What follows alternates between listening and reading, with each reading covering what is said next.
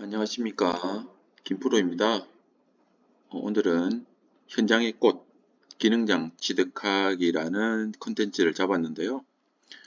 우리가 기사 위주로만 계속 이야기하잖아요. 뭐 일부는 이제 뭐 기술사도 좀 이야기해드렸지만 기능장의 정보가 너무 없어요.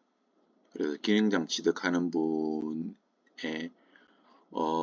관심 있는 분은 적지만 좀 제가 좀 맥락을 좀 짚어드리면 좋겠다 해서 이게 준비를 했고요.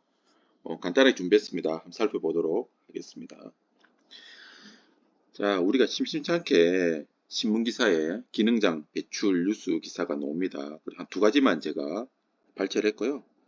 현대차 울산공장 한 부서에 기능장 5명 탄생, 이런 내용들이 있고, 30년간 564명의 기능장 합격자, 이런 뉴스. 그 다음에 한국철도 차량 기능장 71명 배출 역대 최다, 이렇게 어떤 기관이나 회사 이렇게 광고하는 게 있죠. 기능장은 우리가 중공업 있잖아요. 현대중공업, 또 조선소 이런 게 있죠. 현대, 삼성 이런 데 보면 그런 데 현장 인력이 엄청 많습니다. 생산직이 많죠. 그런데 이제 노조도 많고 금속 노조, 파워가 세잖아요. 건설 노조. 우리나라 기능장이 제가 보기에는 한 80% 이상이 그런 데 좀 있는 것 같아. 요즘 이제 좀 엘리트들이 성장지구로 많이 가잖아요. 그런 분들은 이제 기능장까지 이제 꿈꾸고 막 이렇게 하죠. 기능장도 저도 두 개가 있습니다만은 기능장도 좀 괜찮은 것 같아요.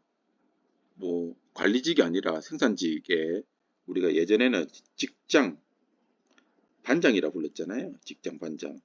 반장이 돼 직장 가잖아요. 직장에 기능장 가지고 계신 분이 있죠. 이렇게 해서 명장 이렇게 가기도 하기는 하는데 기능장이면 꽤 괜찮죠.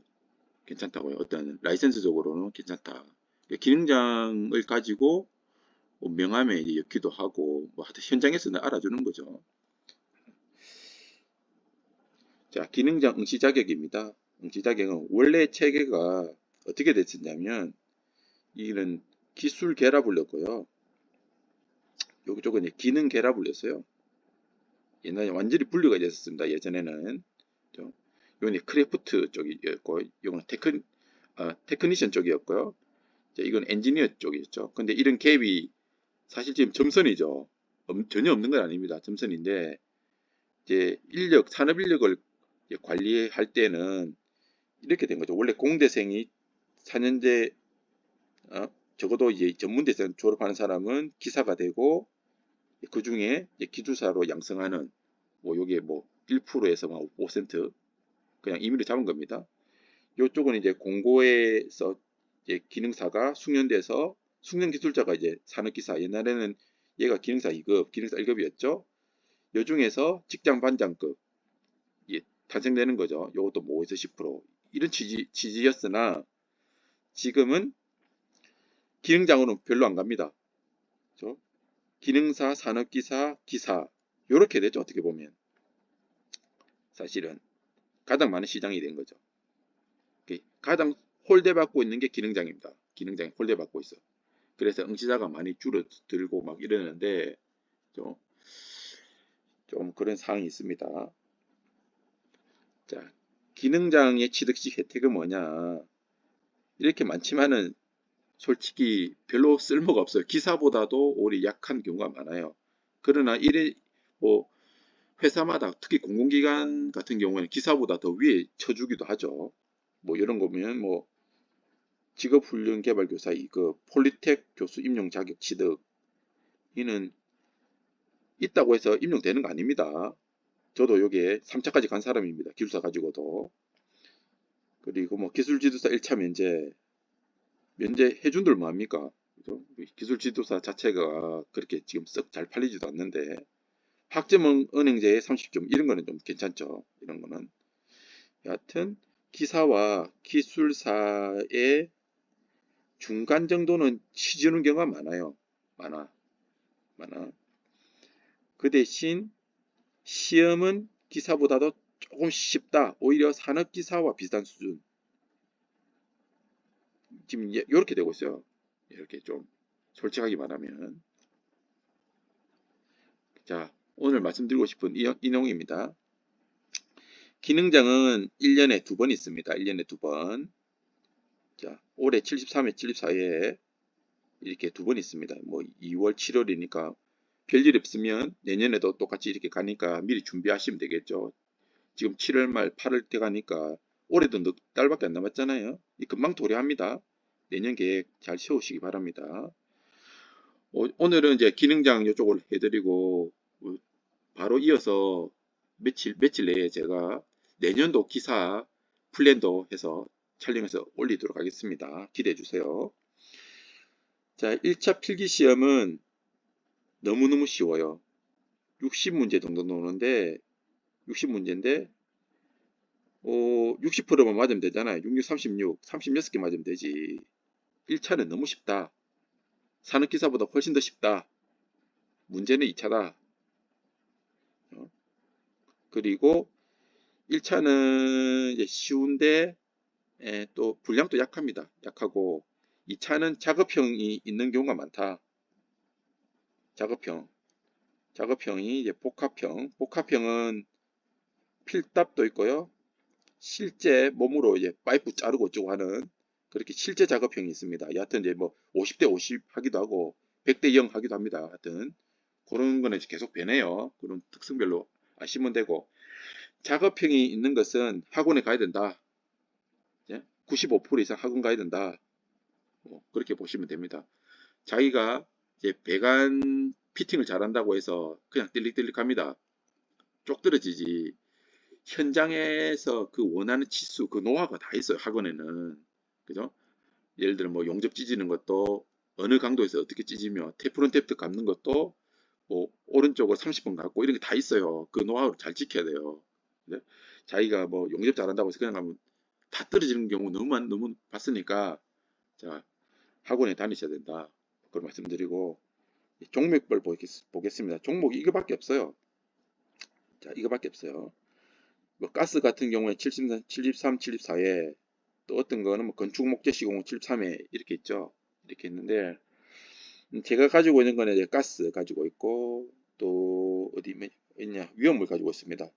어떻게 보면 가장 기능장 중에서 인기 있고 돈 적게 드는 겁니다. 머리만 있으면 할 수 있는 거. 그렇죠? 가스 기능장 같은 경우에는 도시가스 같은 경우에는 도시가스 회사마다 틀립니다. 기술사만큼 수당을 많이 주는 곳이 있어서 지금 주는지 모르겠어요. 옛날 S도시가스라고 월 30만 원 뭐 이렇게 주고 또는 뭐 자격 취득 축하금 100만 원 일시불로 주기도 했어요. 그런 회사마다 좀 틀립니다. 여하튼 라이센스를 따면 좋죠. 그리고 위험물은 특히 좋습니다. 위험물은 얘를 따면 뭡니까? 소방시설관리사 2차의 한 과목이 면제됩니다. 아주 월등히 좋습니다. 그래서 위험물 기능장 많이 딴다. 얘는 작업형이 없죠. 머리로만 하는 거니까 외워서 하는 거죠. 아주 쉽다. 1차는 아무것도 아닙니다. 1차는 뭐 일주일 공부하고도 할 수 있습니다. 2차가 문제입니다. 자, 그 다음에 금속과 관련되어 있는 게요. 이제 금속 재료, 제강, 제선, 주조, 또 뭐가 있나? 제가 다 따려고 했던 거거든요. 예. 자, 다시 금속 재료가 있고 쭉 제강, 제선, 주조 이렇게 네 가지인가? 요거는 비슷비슷해요. 그러면 1타 4피 할 수 있습니다. 요거는 시중에 교재도 있고요. 요거는 작업형이 거의 없습니다. 그러니까 제가 한때는 기능장을 다 따볼까도 했었어요. 사실은 만약에 그렇게 제가 마음먹으면 기능장도 딸 수 있는 거 왕창 딸 겁니다. 한 10개 딸 것 같아요. 근데 그거는 좀 너무 오버한 것 같아서 좀 책만 한번 사보고 이렇게 안 하고 있는데 만약에 추천하면 가스 위험물 하시고요. 금속 재료하고 제강, 제선, 주조 이렇게 하시면 됩니다. 요거는 뭐 용광로 해가지고 막 압연하고 막 하는 거 있거든요. 그거는 쉽게 좀 접근할 수 있고요. 그 다음에 배관에 관련된 거는 뭐냐면, 자, 뭐로 어떻게 보시냐면, 빨간색으로 할까요? 자, 배관, 죄송합니다. 앞에 압연이 여기 있었네요. 요것도 금속과 관리되어 있습니다. 자, 배관, 에너지 관리, 자, 배관 피팅입니다. 용접, 이렇게 보시면 되겠네요. 이 세 개가 또 세트입니다. 예? 자, 배관이나 에너지 관리나 에너지가 보일러잖아요. 그다음에 용접, 이 용접이 이 세 가지 같이 따시면 돼. 보통 학원에서 같이 하는 학원이 많아요. 이렇게 같이 하시면 되고, 또 인기가 많은 게 응시 많은 게 전기 기능장입니다. 전기 기능장은 좀 특이해. 얘는 응시자가 엄청 많은데 얘만큼은 전기 기사, 전기 기술사가 뭐 있습니까? 네 가지 있잖아요.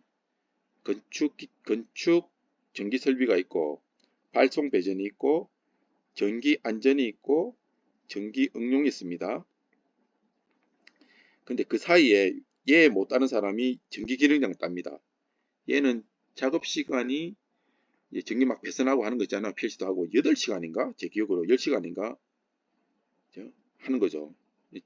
저도 이제 관심이 좀 있긴 있는데 전기 기능장은 또 추천합니다. 이쪽에 전문하시는 분은 추천하고, 그 다음에는 건설 기계 정비, 목재시공, 목수잖아요. 건축 일반 시공, 기금속 가공은 금 세공하는 거죠. 금형, 기계 가공, 이제 기계 가공 밀링이 선반. 요거는 이제 이 미용이니까 미용에 관심이 있으신 분은 미용 이용 이런 것도 세트죠. 미용 이용. 자동차 정비 기능장도 좋다.